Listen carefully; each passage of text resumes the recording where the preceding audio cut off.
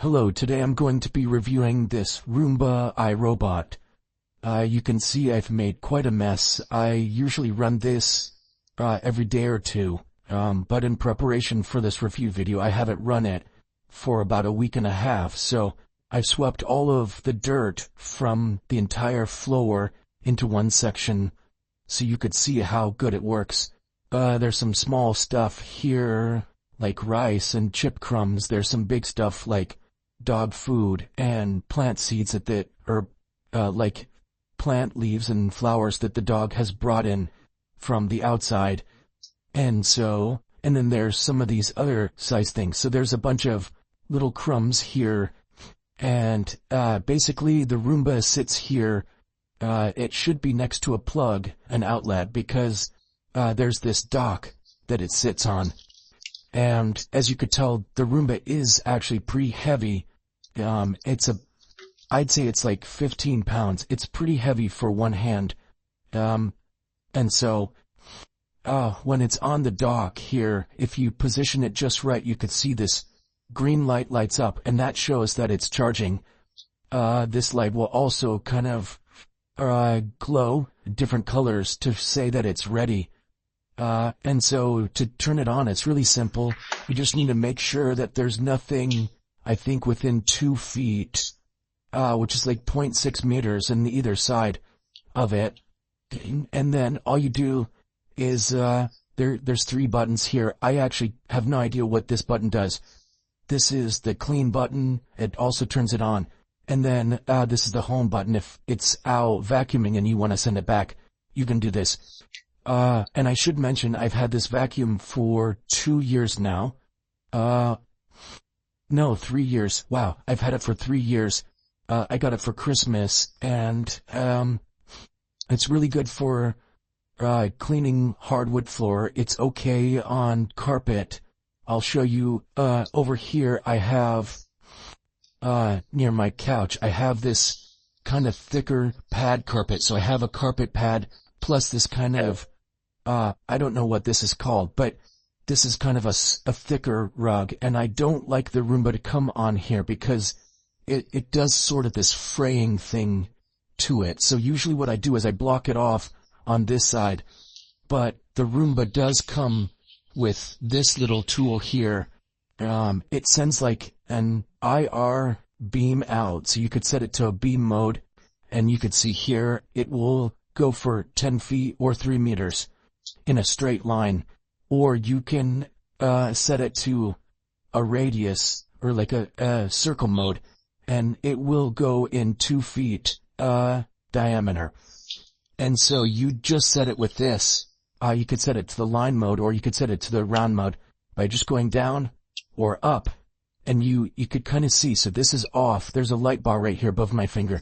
If I do that, it turns on. Oops. And look, it's actually triggered that because it's like, oh, I shouldn't be here. I'm too close. So if I take this and I put it in the light mode, that's where it comes out right there. So to set it right here, for example, and then anything in a straight line fly 10 feet, so about to there, it won't be able to go past that line. So it's like an invisible gate for the Roomba. But let's go ahead and kick this off. Empty the bin. Haha, good. Okay, I was hoping it was full. So, in that case, if you have vacuumed and you haven't cleaned it out, it'll tell you to empty the bin. This is really easy to do. You just come over here, there's a little button on the side, you press that. It's easier with, I'm right-handed, but I'm holding the camera with that. So, there's actually not a lot in there. So I'll just take this, and you could press the button right here again, and just empty that out. And then you close it, snap it on. Okay, so it's not that hard to put it in. There's a little lip there. You just put it around in there and then snap it in. So it's really easy. Okay, so now it still has it updated. There it goes. And so, I'll press that and it'll start. Now it's kind of weird in its pattern sometimes. You never really know where it's gonna go. Also, I've noticed it leaves sort of a trail at the home, so you might need to sweep that. As you could see, there is a clear line right here where it went. It supposedly has a mode where it can determine if there's a lot of dirt in an area, and so it knows where the home is. It will just go out, kind of seek around the house, and then it'll go back. You could see it can make it up this pad, which is pretty big, but you could see some of the bigger stuff got stuck there. So clean that entire half of the pile, so it's still got a little bit left. It missed the dog food, so we still don't know how it's going to do on the bigger pieces. You could see on this lip, it's leaving a bit of a trail. So this is actually the worst case scenario. Usually I lift this pad up and just like fold it up, and it handles it. There we go. It got all that stuff that it messed. So usually, I like to clean a little bit. I'll usually sweep around the edges just real quick to get it out of the edges. And I usually run this, like I said, every day or two, depending on the mess. This does really good to like keep things tidy. I still have to vacuum once a week because it doesn't get everything, but it does a really good job of, as you could tell, it cleaned up most of that pile there. Once it comes back over here, it should get the other half. And as you could tell, it does a really good job without you having to do anything. This might be an older model than the latest available, but it does really good, even for how old it is. So if I've had this for 3 years and I run it every day or two, that's a lot of cycles that this has gone through, and it still works really well. It does work on carpet, it works on hardwood. Like I said, it does have some difficulty on that thick carpet over there. And I'll just show you. If I let it bump into me, it's confused because I wasn't there before. So it's going to try and go around. It doesn't hurt. Sometimes the dog will just sit there, and it'll just bump into the dog and go around the dog. So that's okay. And so now I've moved. This can't really do any damage by running into anything. Once it's done, it will go home, but I'll just hit the home button now. Oh, turn it off there. That's confused now. So this is something that I don't usually do. I don't usually stop it, because if it gets low on battery, or if it finishes its cycle, it will go home.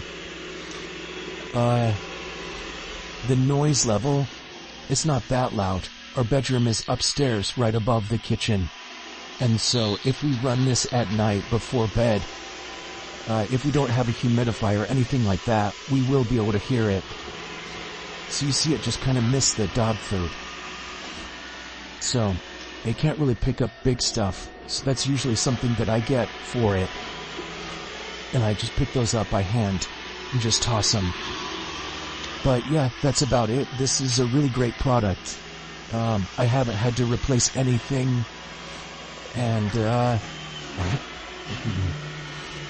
I guess my only negative is that carpet over there, that big one. But, because you have this blocking tool, that's usually where I put it. And so, I hope this video was helpful, and thank you for watching. Sorry, just a quick update. I forgot to mention, this does do really well on smaller carpet. So, I had that blocking tool right here earlier. I removed it after the video, so it could actually do the whole house, or the whole floor. I have these carpets here, which is sort of a thinner carpet. And you could see it's going on 3 different levels of carpet here, no problem. So it handles this really nicely. And then, this is the carpet we have for our upstairs. It's not like a super thick carpet, but it's pretty soft. And it handles this nicely. I don't usually run it upstairs. I did when I first moved here. And it has a feature where if it gets to the edge, if it detects a stair, it will stop. And usually have a dog dish thing here, and it does well, but I don't want it to pour the water over. So, yeah, this works great if you have stairs. It works on carpet, it works on hardwood. I just thought I would add the extra here. So, thanks again for watching.